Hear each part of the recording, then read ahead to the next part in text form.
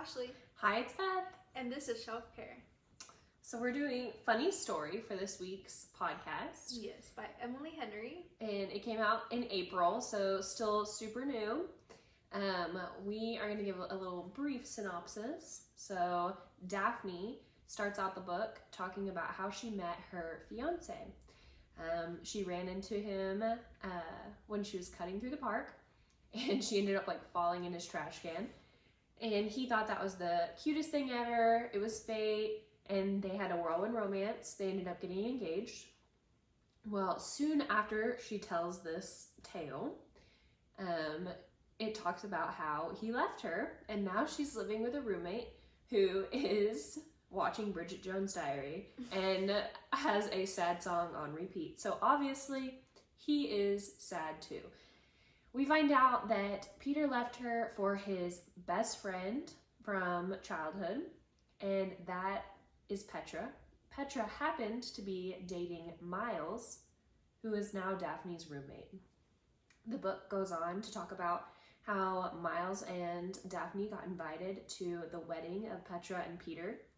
And so after that, they started fake dating, which kind of led to a best friend situation. They got really close. He started showing her all that there was to offer in Waiting Bay. And then they obviously fell in love, and Petra and Peter broke up. They both tried to run back to their exes, and we hear more about why Daphne has issues with her relationships in general because her dad was always distant. Her mom was a single mom her whole life. And then her and Miles fall in love, and that's the end of the story. That's the brief synopsis. But now I think we're going to get into some spoilers. But before that, let's talk about the 3 tropes that we found in this book. So we had the friends to lovers. Fake dating, and we had, what is the other one? We wrote it down. Fake dating and... Let's see here. Oh, opposites attract. Opposites attract. Yes. Okay. Yeah, so opposites attract was my first thought on tropes because her and Miles are so different. But then I realized that fake dating and friends to lovers was also super accurate. I love a good friends to lovers. Yeah. I think that's one of my favorite tropes. That's your favorite trope?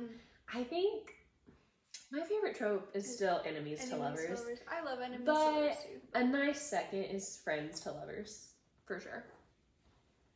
So, in this book, let's start from the beginning.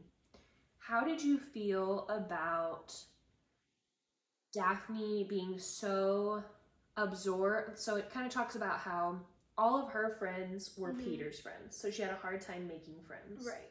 So how did you feel about that? Do you think it was just because she was awkward?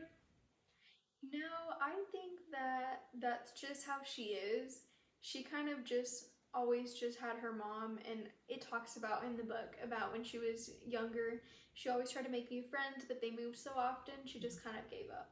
And so it was just her and her mom. And I think that's why she has such a hard time having friends and trying to settle down and stuff. Yeah, I agree. So I think the first moment that I realized, well, I guess this was before I knew any of her history, but I think it's page 10, maybe earlier, we hear about Miles playing Bridget Jones' Diary. Yeah. And the way she describes him is his room is an absolute wreck. He's stoned. He smokes a lot of pot, and he asks her if she wants to come in and watch this movie, and she's like, "No, I'm good." And so at this point, I'm like, "Oh, they're just roommates, and that's she just doesn't want to be friends. They're just roommates." But then when you find out that he dated Peter's new fiance, so that's how they were connected, is they both got dumped. I feel like she was a little harsh. On him? On Miles? A little harsh. I don't know. I feel like, they didn't know each other that well, other than they kind of did double dates a couple times. I think I would be the same way if I was like living with the situation again. My ex-fiance's Ex-boyfriend.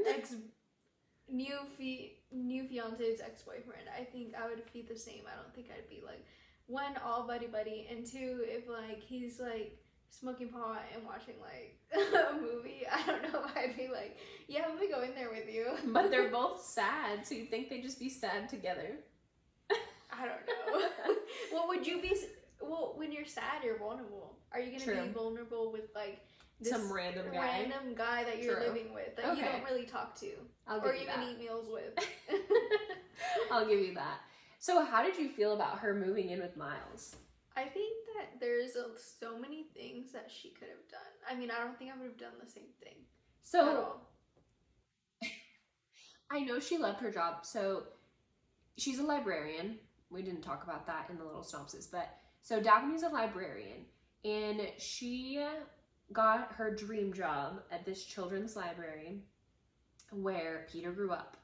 So she ends up staying in the same town even after he dumps her because she loves her job so much, and because of the readathon. So, which is like a big event. But I feel like, I don't know, I feel like I would have quit my job and moved back in with my mom. I think so too. Like, I think I would have left everything immediately. I don't think I would have cared about my job or staying, because it was like a couple months that she had to stay. I don't think I would have wanted to, especially, or at least gotten my own place until I was able to find a job like wherever I was going to go to next. I believe it was 108 days, so I think that's like a little over 3 months. So yeah, I feel like I would have been out of there. What do you feel? So pretty soon after the first couple chapters, you get the wedding invitation. They both get wedding invitations. She comes home and finds Miles moping on the couch, and she's just like, what's going on? And he texted her. And he texted her earlier and had said, do you want me to bring home Thai food? Which I guess was not an unusual occurrence. I guess he asked her a lot if she wanted food or whatever. But he's moping on the couch drinking straight rum. I don't know about y'all, but I don't feel like people normally take shots of straight rum. Like, he was in a desperate way. And so she looks at the table, obviously, and sees the invitation. And that is when her and Miles become friends. Yeah. Because he's like, we gotta get out of here. We're going to the bar. I forgot about the bar. Yes. What was it called? Meat Locker. Meat Locker. Yes. And that's where they meet Gil. Yes. Gil? Well, Gil is really a minor character, but Gil is it's where we first see that Miles is just a people person. He is super easy to talk to, and people, super friendly. Yeah. And because Miles is such a people person, Daphne kind of falls in, and they both like become Gil's friend, and then tell him the whole story, and Gil buys them all these drinks. So then they walk home, totally platonic. They stay totally platonic, and they get home, go to sleep, wake up the next morning, and who calls? Peter. He just wants to make sure, oh, I missed a huge part. Where they RSVP'd while drunk. To the wedding. To the ex's wedding. Yeah, they each RSVP'd separately. No. Oh yeah, they did. Yes. They did because Peter calls. And he's like, oh, well, we just don't want you to be alone at the wedding. And she's like, I won't be alone. He's like, well, you RSVP'd for one. She's like, well, my date already has a separate invitation. So, and that's when we find out that Peter has always had a dislike for Miles, which to me is a major red flag, because that just means he's had feelings for Petra this whole time. It wasn't just this, oh, we just realized situations. And honestly, with that, I feel like him having a girl best friend should have kind of been a red flag from the beginning. Yes. Especially like a girl best friend that's close enough to go to the bachelor party and you're not invited. Or at least that you're not close with. Yeah. Like if she's closer to him and she doesn't make like give you an opportunity to get close, I don't see that happening. I don't know. To me, if she's his friend, not y'all's friend. Yeah. Because when you get engaged, I mean, it becomes y'all's friend, plural. And if it doesn't, then I think that's a major red flag. Yeah, absolutely. So Petra and Miles, they talk about, so when Peter's talking about why he doesn't like Miles, or like when we're kind of looking into why Peter doesn't like Miles, he calls him a pothead. But from what we know about Petra, she's also a pothead, but they call her a free spirit because she comes from money. That's true. And so really we're kind of making Miles and Petra the same person, and Daphne and Peter loosely the same person. So I would say just like Daphne and Peter both like control, clean, organized.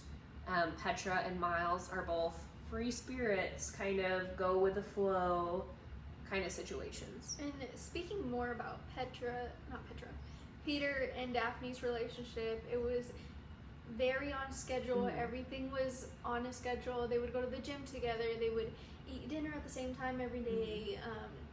They would even have sex on schedule. That's what she said. Yeah, it's everything was bullet point on the calendar. And so the calendar is a big part of Daphne's life. She actually brought the calendar with her to Miles' apartment. It's big in the center of the kitchen, and it has her whole schedule on it so that he knows exactly where she is. Always. And I think that's just part of her. She's her just personality. Yeah, she's just like a little bit of a control freak. And okay.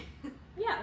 So but when Peter calls, he doesn't want her to be alone. So she tells him that she won't be alone and that her and Miles are dating.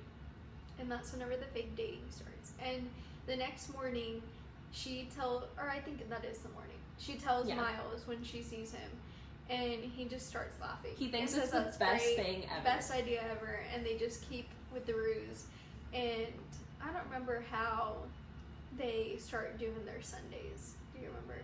Yes. Was it around that day? They talk about, she tells Miles that she's probably going to leave after the readathon. Yeah. Because this is Peter's town, is what she called it. And Miles was like, no, this isn't Peter's town. You have built a life here too, and you need to get out and see what there is to see. So in order to show her that she also belongs to the town, she starts going on adventures with him every Sunday around the area, just learning new things about it. Some of their, I want to say dates, but some of their days include going to the beach, going to different beaches, farmers markets. And speaking at one of the farmers markets that they're at is when they're drinking from this lemonade that's what was it? I think it was blueberry lemonade. No. Oh no, lavender. It was a lavender farm. Lavender farm. Yes. And so they're drinking this lavender lemonade, and then they see Peter coming up. Yes. And of course he asks to speak to her separately. Alone. And he immediately is like, hey, this guy's bad news. His family doesn't talk to him. You don't know the whole story. You need to be careful. And so instead of getting in her head about it, she immediately is like, no. Walks away, and that's when her and Miles have their first kiss. They're straight up making out. She's talking about how he tastes like lavender lemonade, and she's just eating it up. And just have this moment, and next thing that she knows, Peter's already gone, and they're still making out. Yeah, and it was just a perfect moment. It was just so sweet. And she kind of got lost in the moment, and this is when we kind of like, oh, they have feelings for each other now. Yeah, like this is more than fake dating. Just because it was the classic, you kiss and everything's different. Yeah. So while when they start these Sunday adventures, they're learning more about each other, but Daphne's also evolving. She takes a big step, and a girl that she works with, Ashley, a nice side character, my personal favorite, she talks about how she's scary when she first started, and she's just, she lays down the law. Well, Ashley comes into the break room, and she's complaining about never have a mom friend, they always bail on you. And Daphne said something like, well, aren't you a mom? She's like, yes, exactly, never have a mom friend. And she's talking about how she doesn't have a kid tonight and she wants to go out. So Ashley's also a single mom. And so Daphne says, well, I guess we can go. Yeah. And Ashley kind of hesitates. Yeah. But she's just like, okay, fine. So they end up going to the winery where Miles works. So honestly, I was confused. Does he own it or does he just work No. there? He kind of manages it? He is their, I don't want to say supplier, but he buys, he buys things for them. So he outsources, like, so from the asparagus farm or from all of their things. Like, and he's the one that like buys. home from their home. Like, he does buyer. everything pretty natural and stuff. Yeah, and it's all local. There you go. Locally sourced. So that's his job. It's actually a pretty big job.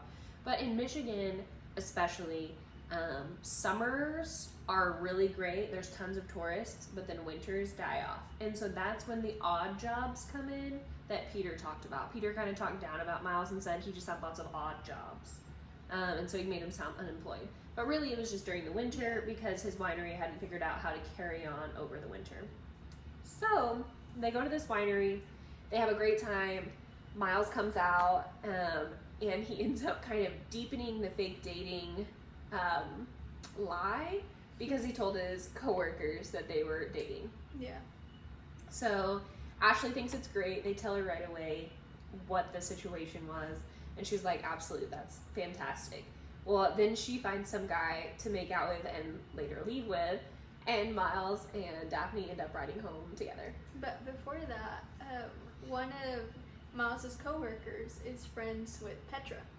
Yes. And she goes and, I don't know if she texts or calls her, but Petra ends up finding out about this. Yeah. Immediately they texted, and Petra finds out, and so then doesn't she call?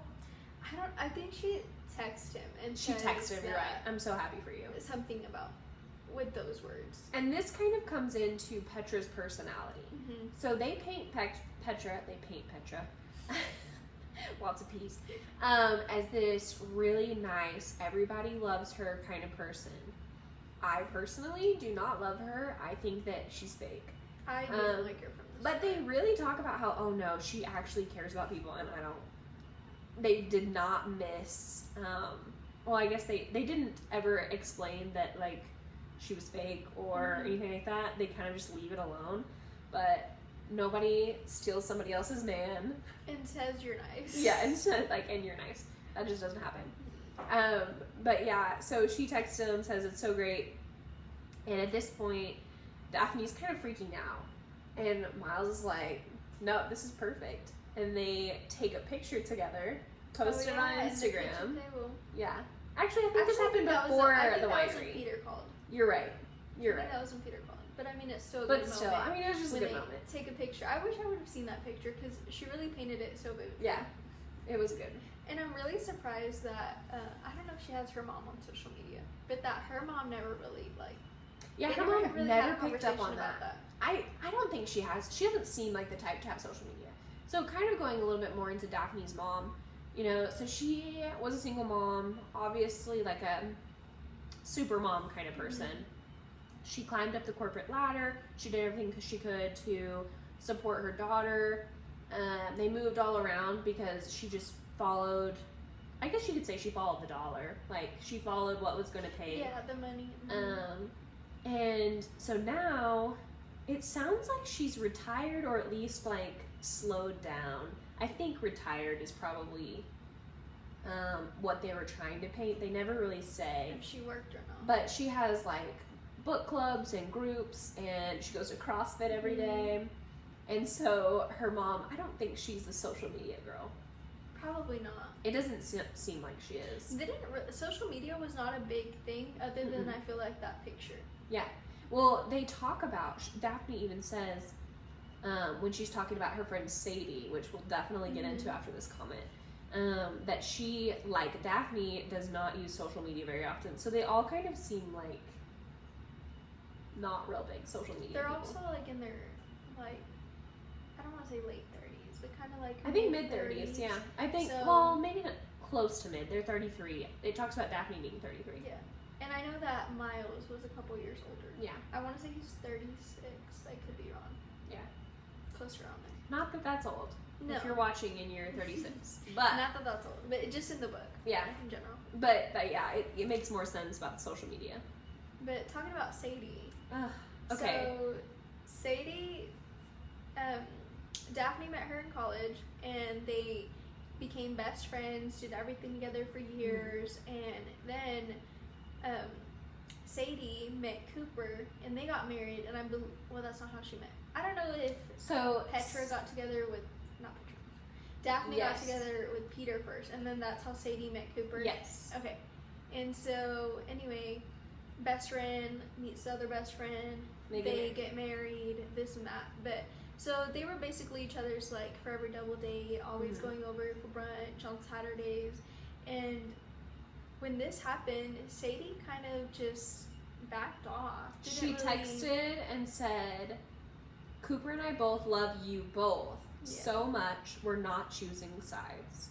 And after that, it was just kind of like radio silence. Yeah. Didn't try to, that's your best friend, but to Daphne, it kind of seemed like she picked a side because of Cooper, who was Peter's best friend.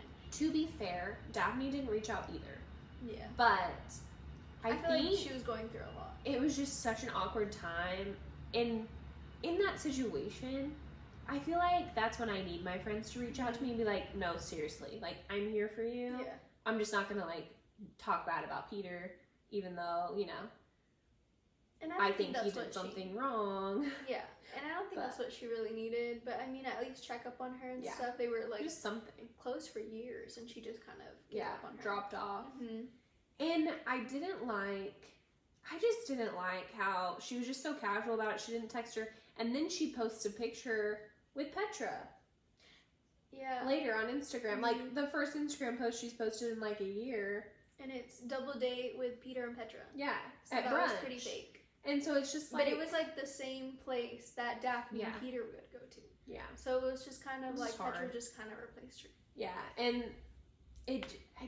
just the fact that Sadie never reached out, and then all of a sudden, like, she's doing all the things with Petra that she used to do with Daphne, that was, So it talks about how Daphne has trouble making friends, and she finally becomes friends with Ashley, but in the beginning when she became Ashley's friend, Ashley said, you didn't like me in the beginning, did you? And she said something like, was it because of this? And Daphne said, no, it's because you're always late. Yeah.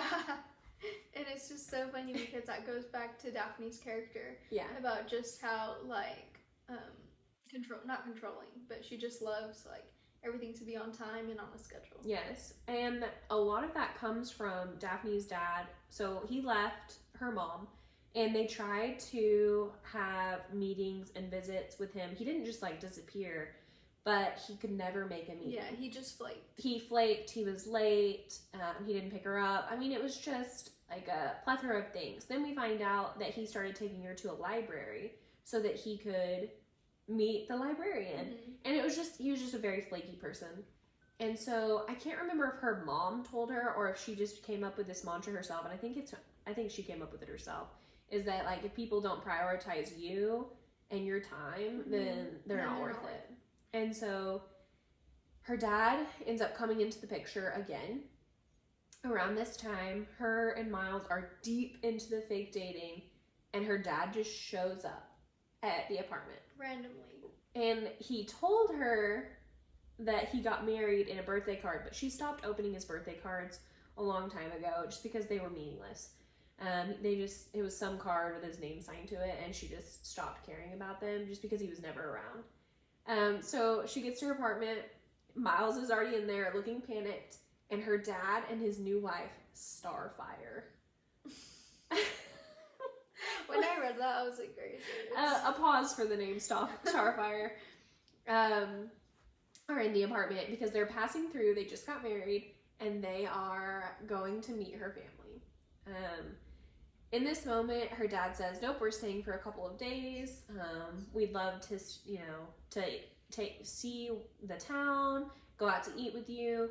And she's cautious. And then they go out to dinner.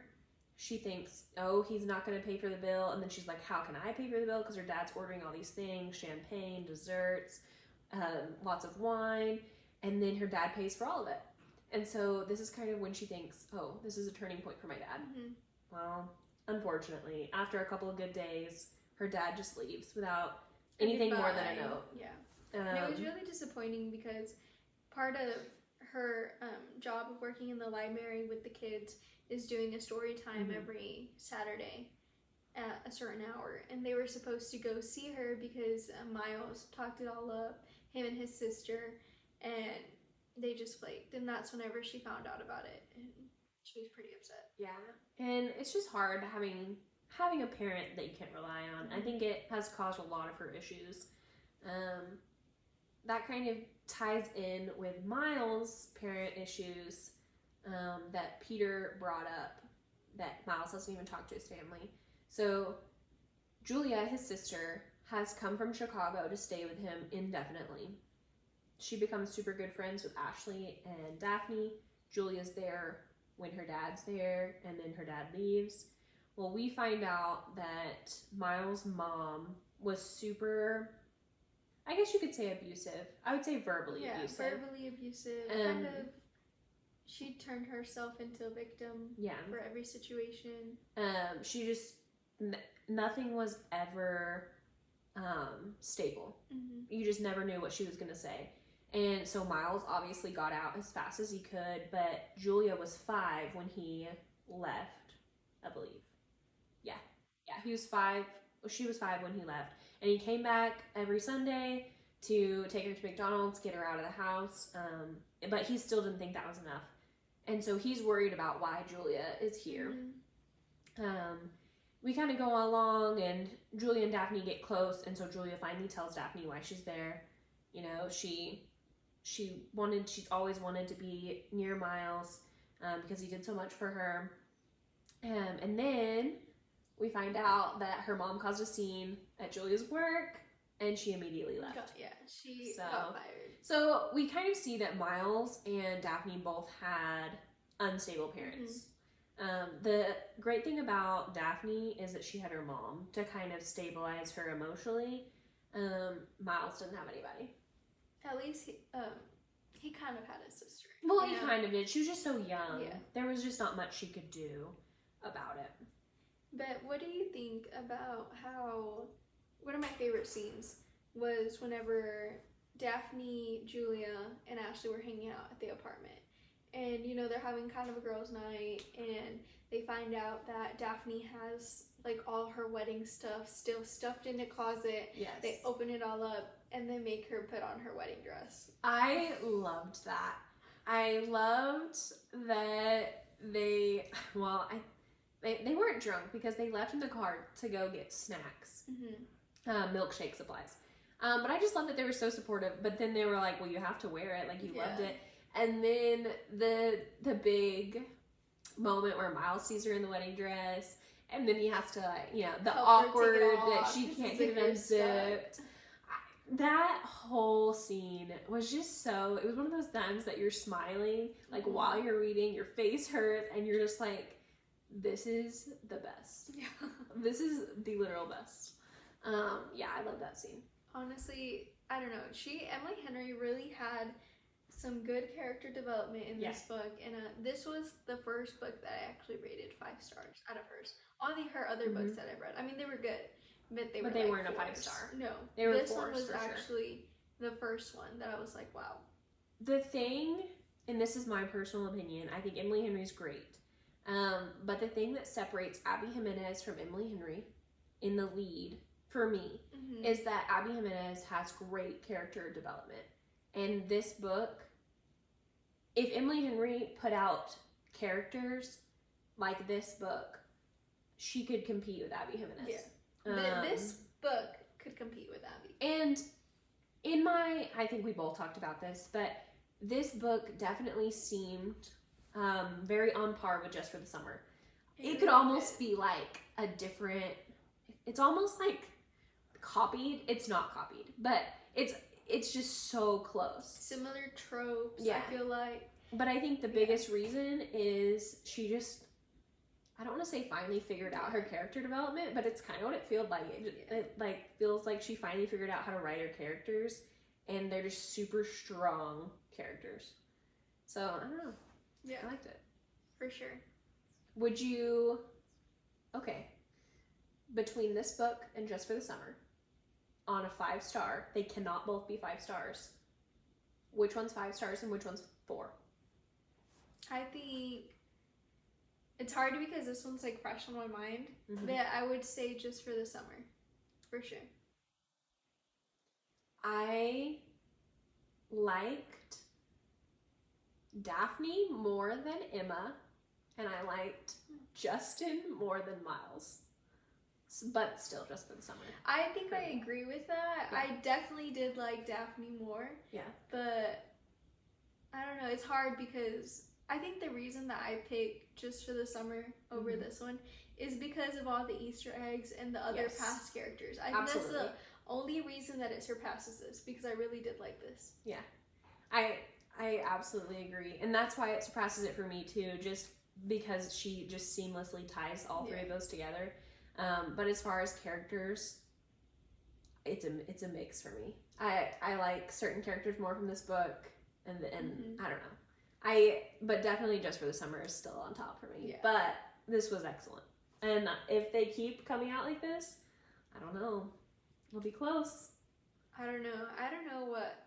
Hopefully she does keep going like this, because I think she really grew as an author. And I do too. she's coming up on my list of favorite authors. Yeah. This book and Happy Place, totally different. I mean, But they're the most recent ones too. Yeah, Happy Place is it's a good read. Happy, whatever. Happy Place. It's a good read, easy read, but it's nothing like this. Yeah, it's if you read this first and then Happy Place, you'd be disappointed. So I was definitely excited about that. Let's see, where were we?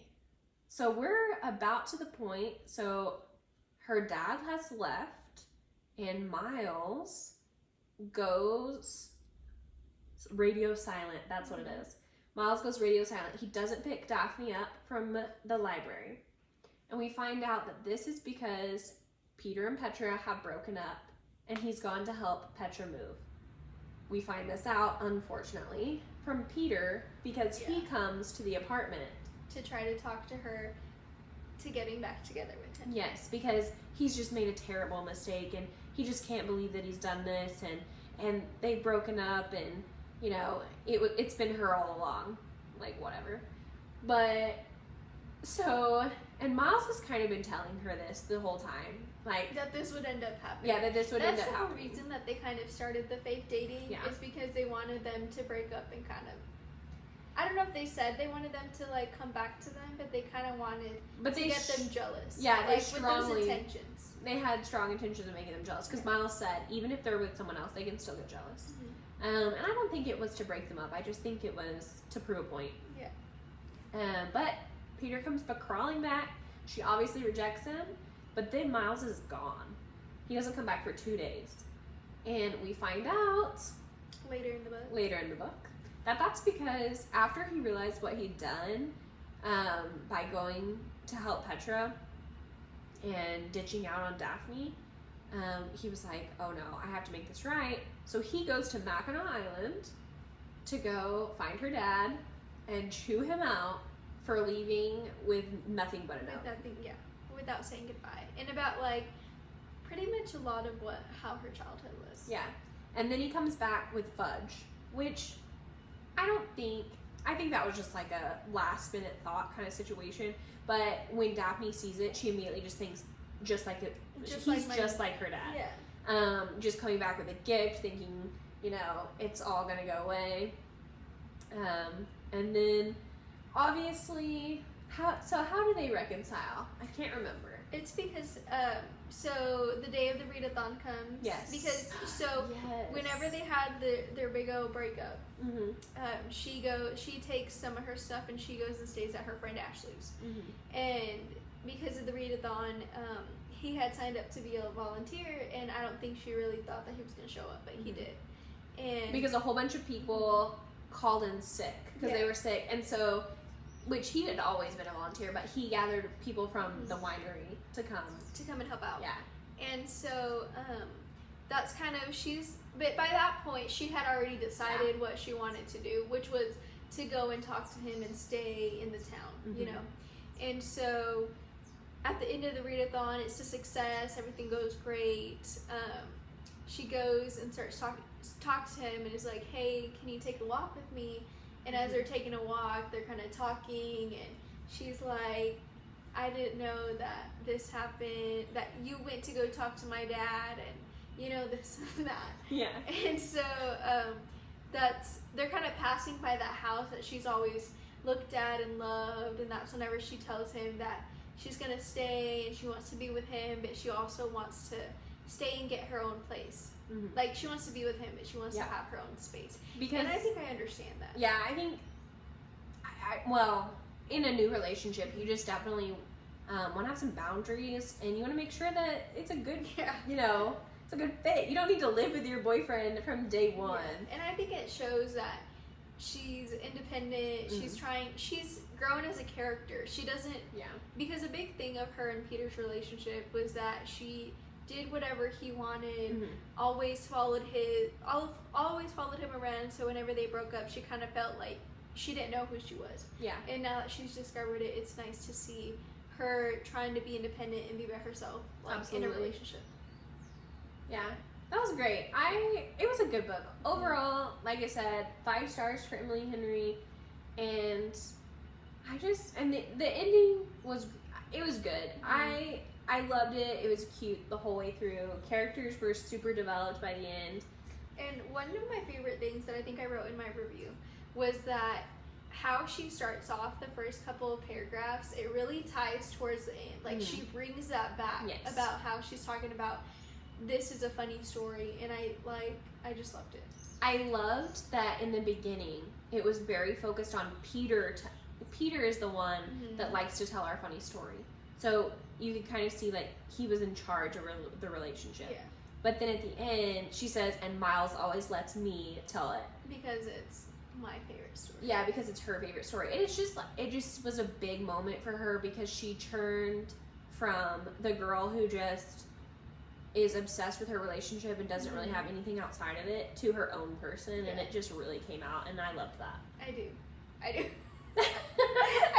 It was great. I actually, if she wanted to piggyback off this book, I would like to hear about Ashley's story. Her finding something? Yeah. You know, I think that I would be super happy with that. So. I wonder if she's ever going to write a book like that, because I feel like she hasn't.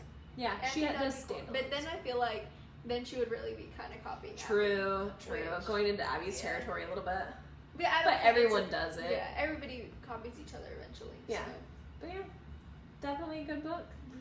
So, what are we going to talk about next week? You will have to come back and find out for that. All right. Thanks for listening. Bye. Bye.